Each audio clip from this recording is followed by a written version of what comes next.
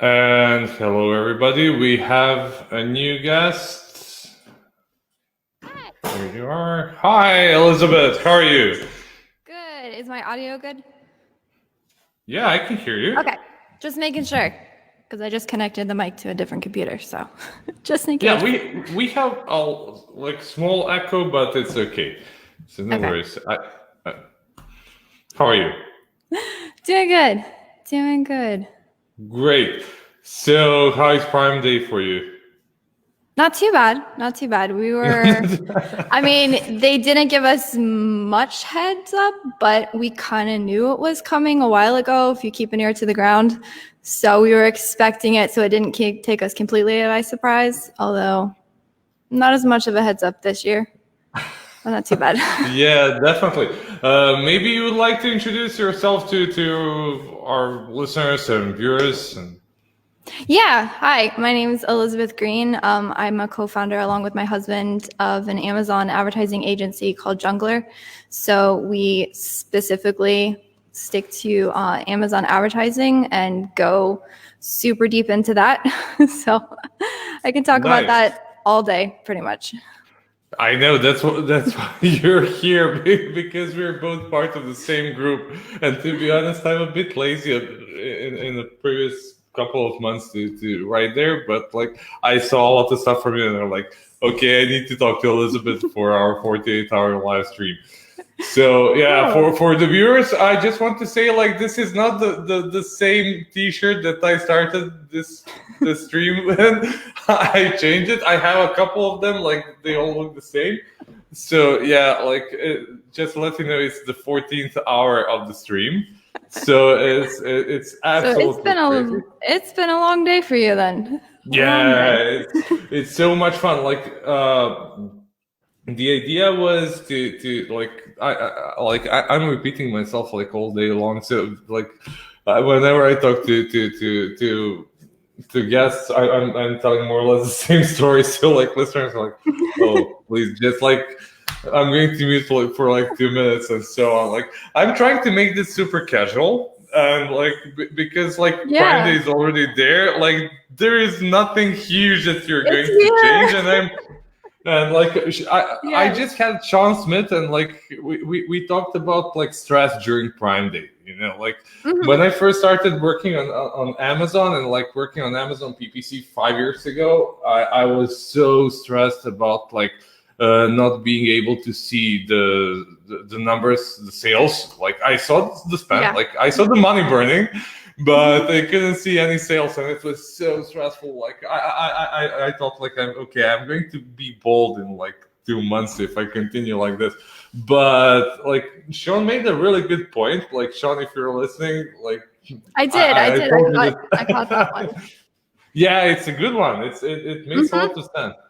Yeah, so okay, thank you for telling me that I'm boring and that I'm repeating myself. No, I like it being casual. I've actually, truth be told, haven't been on a live stream yet, so it makes me less nervous that I don't have to be all prim and proper. Point. Like you shouldn't be worried. It's absolutely fine. You're with friends. Awesome. So yeah, like I don't know what was the idea of this stream. Like we have an office in Belgrade, Serbia, and like this is our office, like part of it. Yeah, we have like we moved to a new office maybe 3 or 4 months ago with the idea like to stay there for around 2 years, and like we managed to like fill it out and like to create another one just next door.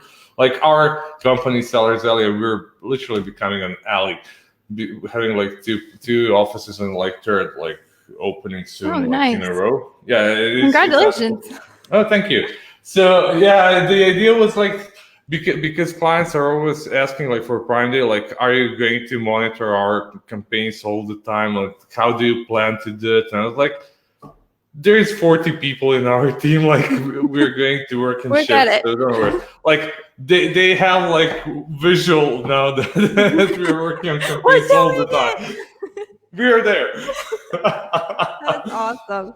So let's talk about your challenges during Prime Day. Like is that something that you would like to talk about first? Like I know that the Prime Day is a huge thing, so we should definitely cover that part at least a bit. But if you have something else that you would like to talk, feel free to do it.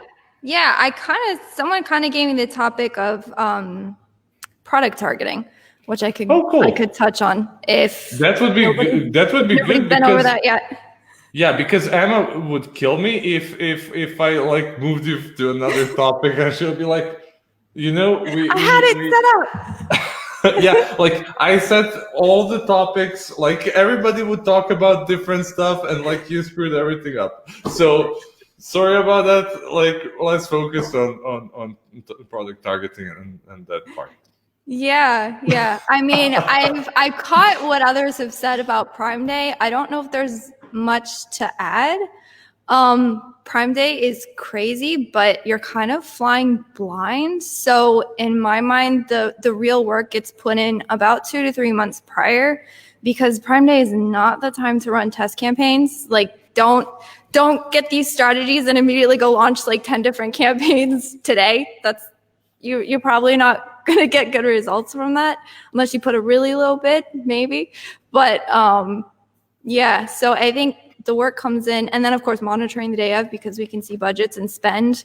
So, knowing that this campaign historically has done this and this one's historically done this, and making adjustments that way. But as far as, I don't think there's much outside of that you can do, because unfortunately it's not real time. Part of me is kind of glad of that, because I know I would drive myself crazy watching it every single minute if you had the actual real-time sales numbers. So yeah, that makes a lot of sense. Like, there are some tools on the market that show like overall sales, like not PPC, but like organic and like total sales. And, yeah.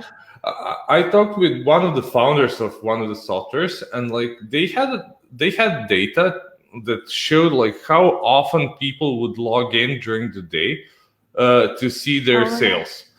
Like, and they're like like 50 times during the day. Those are rookie numbers. Like they're I know. Well, now they have apps, so you don't even have to log in. You just keep refreshing. Yeah. Imagine checking your campaign on the phone like every 2 minutes. Like my finger would fall off. I would do it too, because especially today, you're like, I just spent a couple $1,000. Like, did it work? Oh my goodness! But then maybe it'll work next hour, and it won't. Yeah. As much as I would like to see the data, at some point, a lot of data it gets hard to aggregate. Yeah, definitely. So yeah, let's keep it this way. Yeah. Yes. It so keeps us more sane. Do we want to touch your topic and like to talk a bit about that? We can go about that. Sure. Yeah, because some of the viewers, I think your audience is pretty savvy. I mean, they're turning into something pretty high level, but we can touch on things because I guess we have a mix. I think like I cannot really tell you who our audience is. I think it's like if they're sellers and not service providers, they're probably like 6 to 7 figure sellers, something like that. Yeah, they know what they're doing. Like, yeah. You don't get there without knowing a thing or two. Yeah. So on the topic of product targeting, I had a couple bullet points. I was gonna kind of break it down because there's, in my mind, so there's 3 different types of campaigns you can run for product targeting. One of them's kind of the new kid on the block, which is the sponsored display product targeting, which was added this year. But so there's the 3 different categories. There's OG, sponsored product targeting, listings, and all of that. The other thing is, so I did notice a little while ago, somebody else popped up in the group today about there is actually a section underneath when someone goes to checkout, it says sponsored products related to this item. I'm not sure how you get there, but I know it's a sponsored product placement, which is kind of interesting.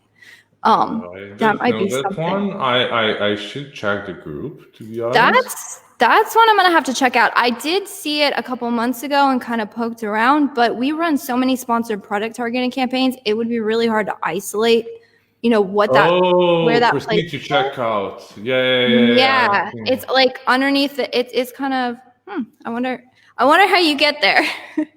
I know it's a sponsored ad though.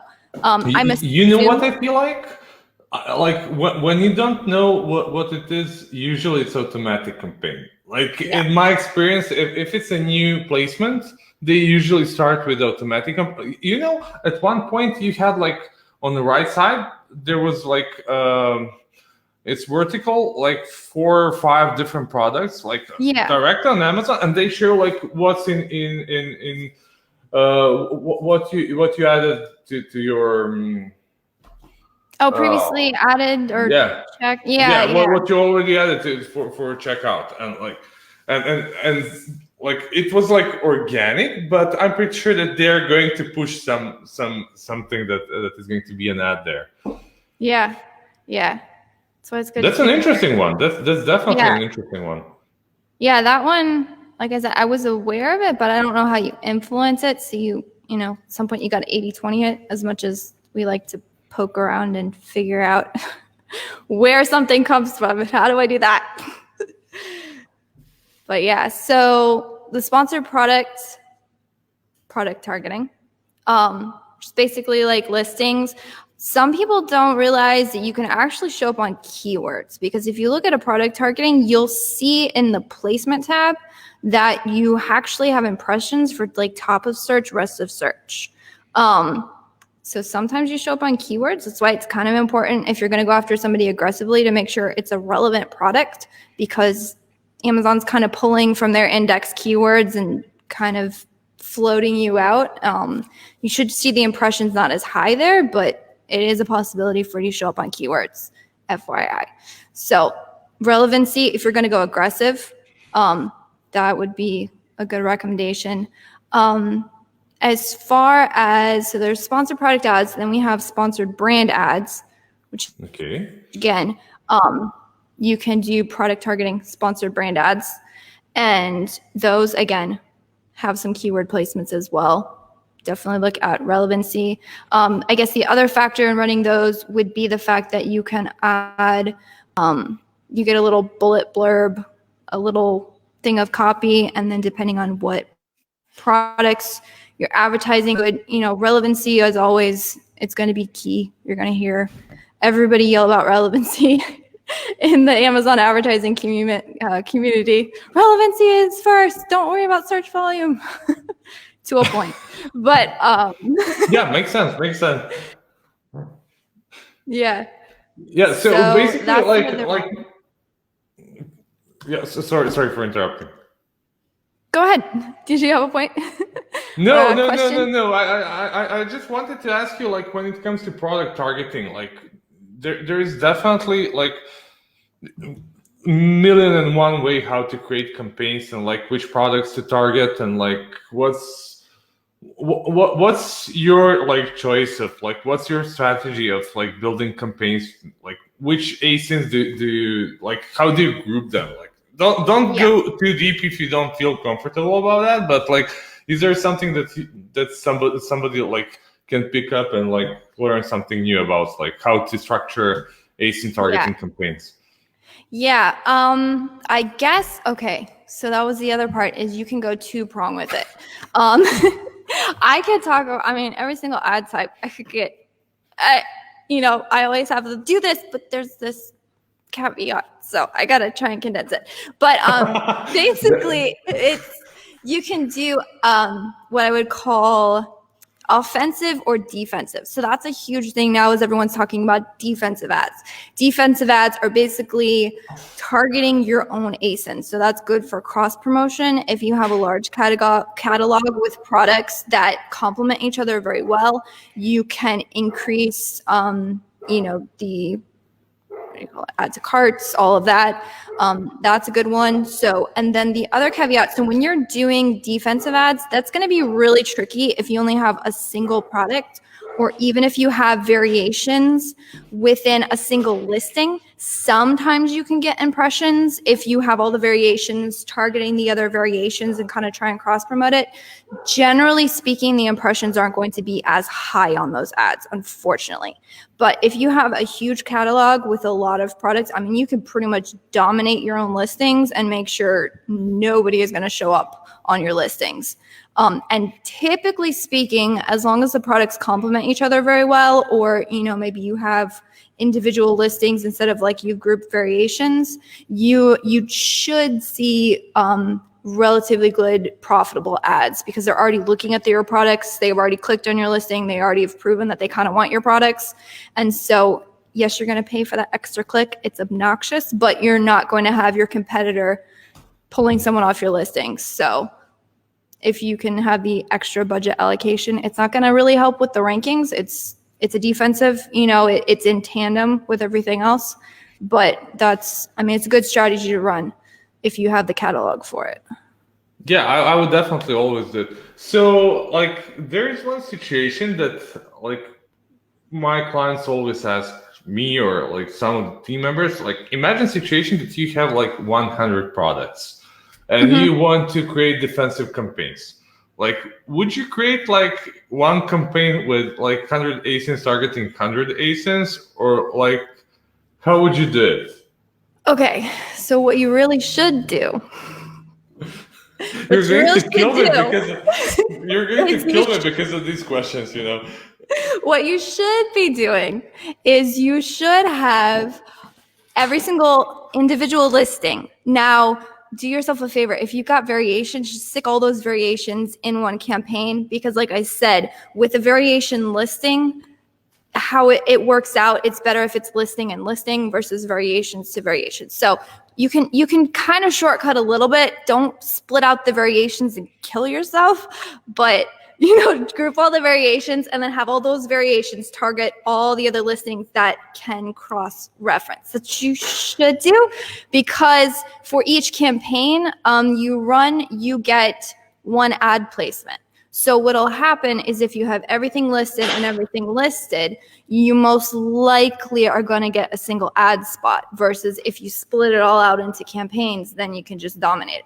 But we have internal systems that make setting that up faster. But if you don't have that and you're, creating those manually, that's a lot. I feel that part.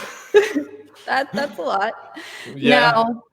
Now, if you want to create those bulk files, it's not going to be as fast as what we have internally. I actually just launched a video on an old tool we had sitting around that was a bunch of formulas. It doesn't have a macro, but it spits out a bulk file you can then copy and paste.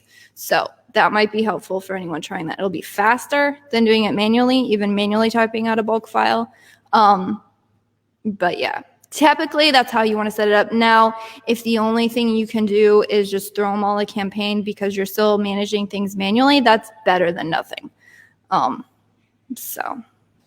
Yeah, I know. You're 100% right when it comes to that.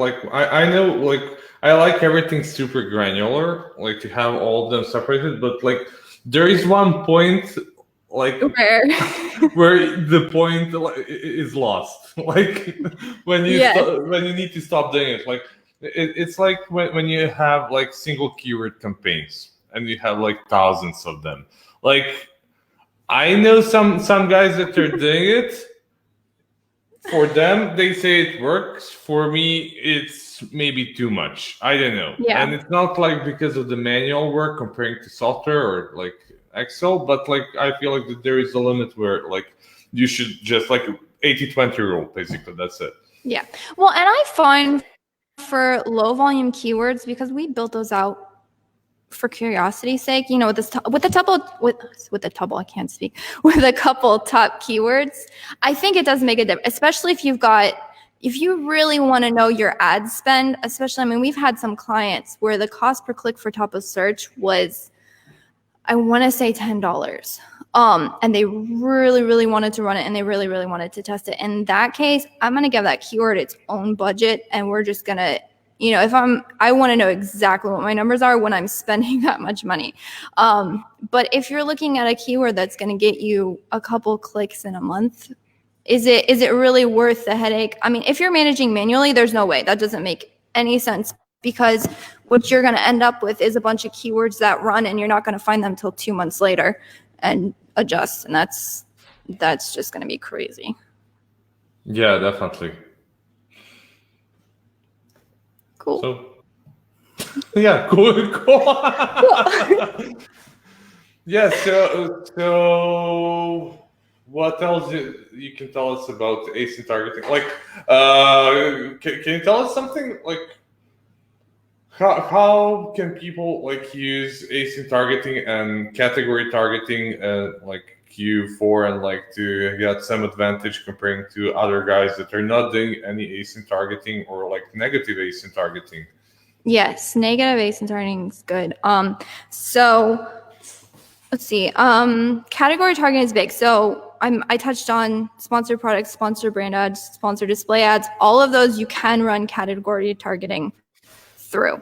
One thing I'll say about category targeting is if you're running a brand new one, high bids this time of year with a lot of impressions, at least put a low budget on it. Unless you have, I mean, if you have a category dominating product that you just kill competition, like take it even further, run a category targeting. But any reasonable product, you got to go to product, but there's competition out there.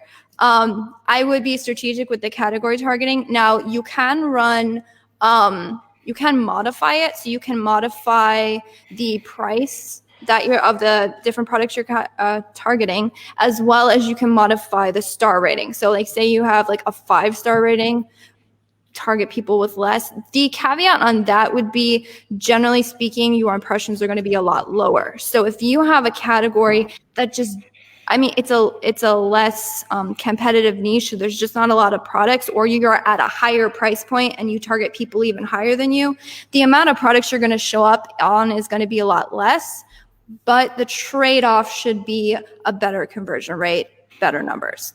Yeah, it's basically easy money. Like I look at Yeah. it that way. Like you're not going to make huge amount of sales. You're not going to become a millionaire because like you made this couple campaigns that are going to refine category. But like it's pretty sweet to get like those sales with good acres. Like what we saw like comparing to like that refining category, for example, for us, like some other campaign type, like you know those nickel campaigns, like that people like to call them, those automatic campaigns with like really low bids. Like, to be honest, at the beginning I really hated them. Like I didn't know why, because like it was like shooting in the dark, but like really slowly, and they take forever to ramp up, and then one day you come in and there's like 5 sales at a sub 1% ACoS, and you're like, what? Yeah. Like when you go on Facebook and like visit different groups, and like there's always some guy that has like a screenshot with like $1,000 with 1% ACoS, and like everybody's like, see, it's working for him. But they never show all the numbers. Of course. They never do. So they never show, if it's long like that, they never show the date range. And I'm not hating. Hey, it makes for a good screenshot. But I see those now. Like I used to see them and be like, oh my gosh, what am I doing wrong? And then now I see them like, you didn't show the date range. I'll bet you that's lifetime. It's a lifetime. Oh, I don't know if you know that, like, Danny McMillan has a group with a lot of memes. I'm in that. You're in that one? That's a really good one. Like with those sponsored ads on Facebook, like with the guy that is making millions inside of like certain date range, and like you can see that everything is like photoshopped and like all of the numbers are wrong, and you're like I have like transfer of embarrassment. Like you should be embarrassed, but I feel really bad about that. You know? I know some of those people. I'm like, dude, I wish I had the guts. I want your confidence. Literally. But to be honest, like I know that this is like a cheesy talk and everything, but like to be like completely honest and like to do like in the right way, it's like slower win, but it's the win at the end. Like comparing to those guys, they always burn like it's somewhere in the middle of the way. So yeah, and I think and it's like one of those. sometimes you're like, I got like 2 sales off this campaign, but my ACOS is amazing. The spend was like 50 cents and I made $1,000. I mean, that happens. Not all the time, but it happens. And so you have enough of those. If you can have the discipline to just churn those out, eventually it adds up. So it's not going to be what launches your product on the platform, but it adds up in the end. Yeah, makes sense. Like if you do a lot of those like different small stuff, you're going to build up something big at the end. Yeah, I definitely agree. Yeah, so like what else can we talk about like for the Prime Day and like this period of the year that can be interesting, especially because this year is everything but not normal when it comes to Amazon. Like Jeff is like working really hard and everybody there, and like I see that people are usually like saying like kind of negative stuff over them, but like I understand that it's super challenging for them like to and like in Q4 during like Prime Day and like Cyber Monday and Black Friday, this is going to be the biggest challenge for them ever. Yeah. Like they're most certainly going to have the most sales ever. Yeah. I mean, platform aside and everything that goes into that back end, fulfillment, I can't even begin to imagine that. I mean, they've done well on the fulfillment end. And I know everyone freaked out, including myself, when they had the large shipping times and your like conversion rates are and everything's just crazy. Because of those 30 days when like in April or when they, oh damn. Yes, when everyone was just that was pretty crazy time. That was like people were still buying, and like it's not like that it slowed them down. Like I was thinking, like, would they like to purchase something that they need to wait for like 30 days? And like I don't know as well. You get a surprise at the end because you forgot you ordered it, and you're like, oh. Like, to be honest, I was quarantined for like 28 days in April, so like not that like I was planning to go somewhere. Like I wasn't allowed to go somewhere anywhere, so it would be okay. Like I would be at home. So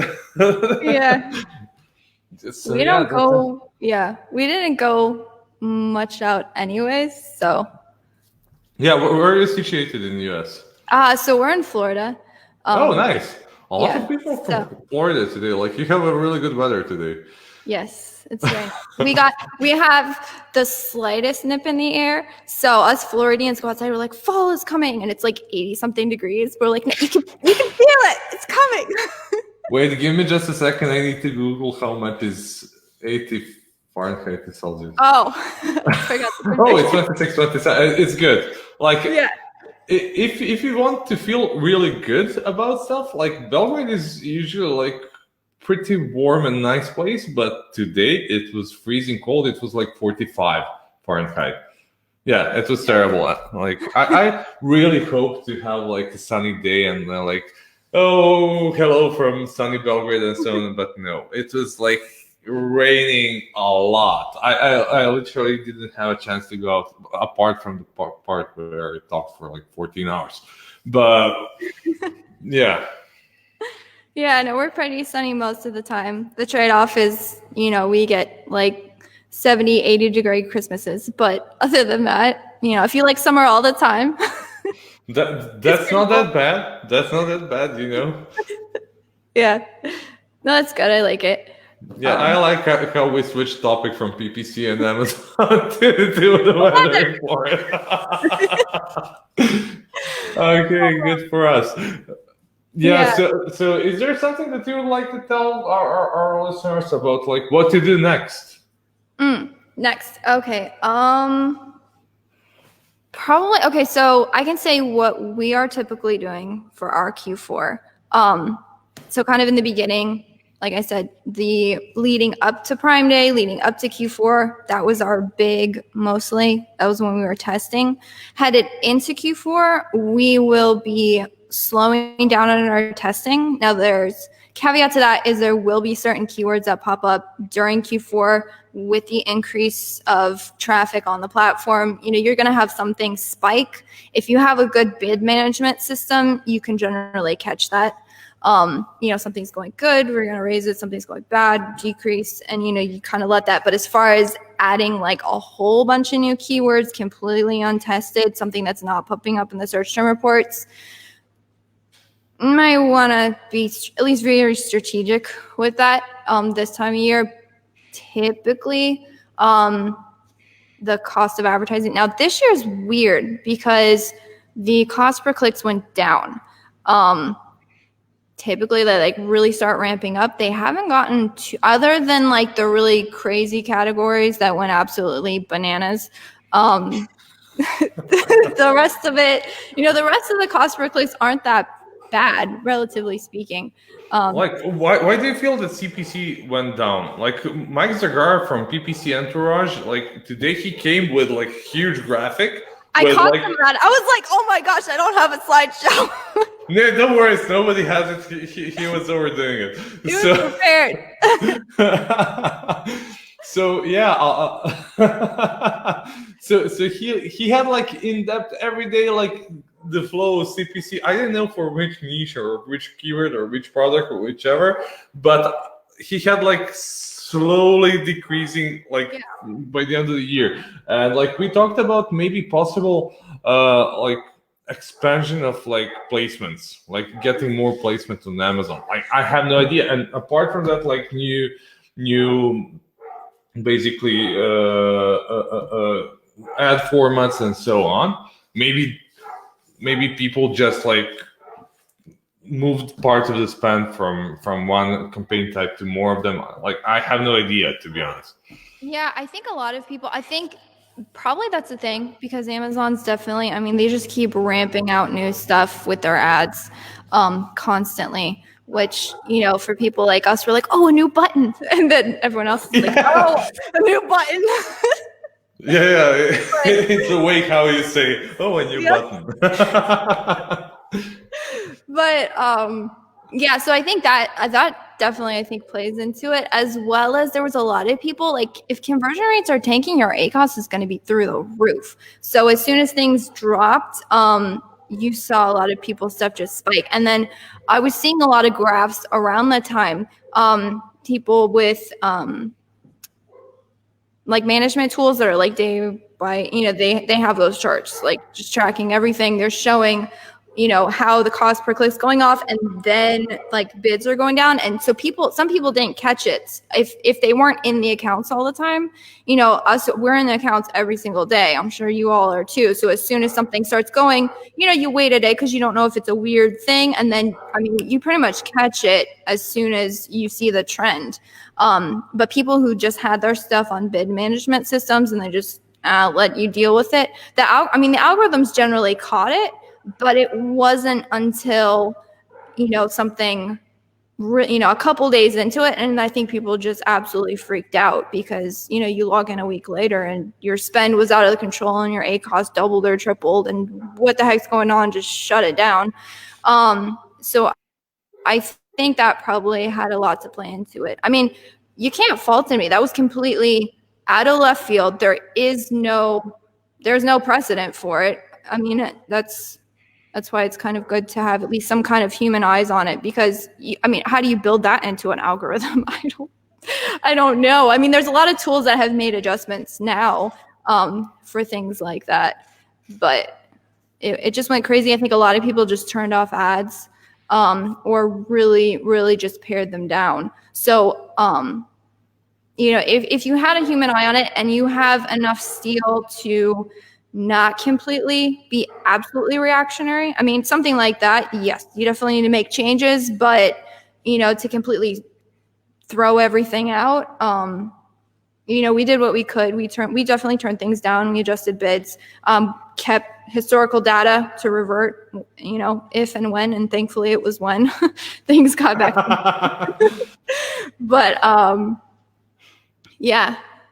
So I think that probably has a lot to play into it. And then I was hearing a lot of people who just completely shut off stuff, and their organic was actually fine. And they were kind of seeing either that or they got the swing boost in the niches that were just absolutely going crazy. And they're like, it doesn't even make sense to throw ad dollars on it because they're flying out the window on their own. So they just shut down things and were like, I guess I'm fine without. So they just kind of kept going without. So my theory is it's a whole web of. I don't know. Like I have mixed feeling about that part. It's not because we have like PPC agencies, so like I'm always on PPC side. Like Never turn off your ads. No, like it's like a halo effect. Like when you turn them off, like you're going to have a couple of weeks working, and maybe after that they're going to slowly like drop down. Like Sean had like really fancy term about that. Like I should ask him like what was the term? I heard it and I don't remember it. It sounded really cool. I need to. Yeah, I told him, okay, this is like really fancy. My term is like cannibalizing organic sales, but he had like really good like economics term for it. So yeah. So yeah, well, I think the trade-off on that, like if you're not going to run ads, you get one placement on each keyword, and that's it. And if your sales on that placement can sustain you to rank on that keyword, you have a killer product and a really good offer, and like more power to you.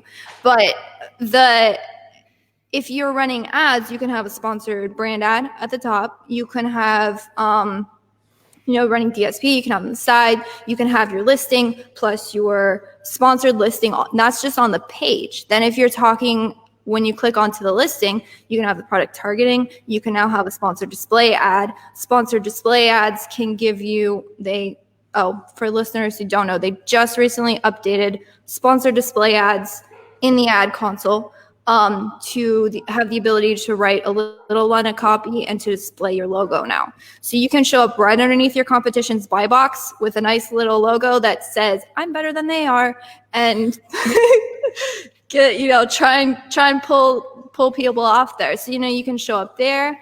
Sometimes they have organic spots if on the listing, if Amazon has enough correlation between you and the other product. But unless you're somebody who's just absolutely crushing your niche, and most people to at least get there ran some sort of ads. So I'm laughing because like when you started talking about it, I remember the situation when I was so pissed off with one of the competitors once, and like I targeted him heavily with display ads with like headlines and like titles. So I literally had a headline that said like, this is the product that you're looking for. And like that was it. Showing on some other product. And you know what's funny? It worked. It worked really well because like I'm gonna have to steal that one. That's awesome. Yeah, because like I'm pretty sure like buyers would be like, this guy's an idiot, I want to buy from him. Like literally, like That's amazing. I have one guy right now who has a complete copycatter, but they didn't. Oh, it's so annoying. So we're like all over there, and I'm like, he has no brand recognition, but if he does, anyone types it in, like brand ads, product targeting ads, sponsored display ads, everywhere, all over the place. And so what we did is we went and looked at their negative reviews, and like we found out their product's actually crap. They're buying, you could tell they're buying reviews because there's a bunch of 5-star, this is amazing, and then like a bunch of 1-star, this thing is crap. So yeah, obviously we're not going to talk about Black Hat and that kind of stuff and like this live stream. It's not fair. I know. Like there is one small bug in Amazon at this point. Like we laughed so hard in the office today because like we wanted to create sponsored brand ads, like headline search ads, like all name of theirs, and like with like free products, and like we weren't able to create those ads because we didn't have like free products, and like what we did, we basically added competitor products there, and then we deleted them, and we left only ours, and it worked. Oh. See? That's really cool. The only workaround I know is the storefront, but if they don't have a storefront, then you're out of luck. Yeah, like it's a small stupid trick, but I'm pretty sure that they're going to fix it like tomorrow morning. Like, and I felt really You bad made because enough to trigger somebody. yeah, yeah, like But that's they're BBC is all about that part, like outsmarting Yeah. some other guy. Like who other is that big of an idiot to do like 48-hour stream? You know, like you need to do something more than the other guy. And like the funny part is like he's probably part of our group. You know? You probably already know him. You know, like Brent and me, we have like such a huge competition. Like we were working on like on some products, and he was like, "Can you stop, please, like targeting me?" And I'm like, "Dude, like first, that's like not okay to say, because like you're sharing some information that I shouldn't know, and no, I won't stop." So, First off, wrong. yeah. No. So yeah, Okay. that's just funny. Yeah. That's a good hack, though. I didn't know about that one. Yeah, it's a small See? one, but You keep your ear to the ground. You find out stuff. yeah. That's awesome. Yeah, so we talked for 40 minutes, but I don't know if you're aware Nice. of that. It's like you're the third person that I'm saying this, and like it's becoming super cheesy. So yeah, By the end of it, we're just. yeah. Well, we laughed for 40 minutes, but you shared such a huge knowledge and like a lot of really good information for our viewers, and I'm pretty sure that they're going to try to implement some of the stuff that you mentioned. Like, is there anything else that you want to tell us, or like, would you like us to people to reach out to you? How can they reach you and that kind of stuff? Yeah. Let's see. Parting tip would probably be, if you're not running sponsored display product targeting ads, You should do it. I kid you not, I'm seeing 1 cent cost per clicks in some things. It's not even the like baseline 2 cent cost per clicks that everyone like. It's happening right now. So eventually that's not going to be happening because everyone's going to find out about it. But you know, you've been hearing it. Don't ignore it. Do those. So parting tip. as far as getting a hold of me, probably. So the best way is the website. We have a website, Junglr, JUNGLR.com. There's a little form if you're interested in working with us. I'm still personally doing the intake on those. So yeah, you, please, if you want, like leave a comment on the stream so people can see like your website and everything. That would be great. Cool. Well, thank you so much for your time, and I hope that your first stream went great. It was a blast. Great. Thank you so much. Thank you so much, and have a great rest of the Prime Day, and you too. See you in the group. Stay awake. Yeah, I'll do my best. See ya. Bye. Bye.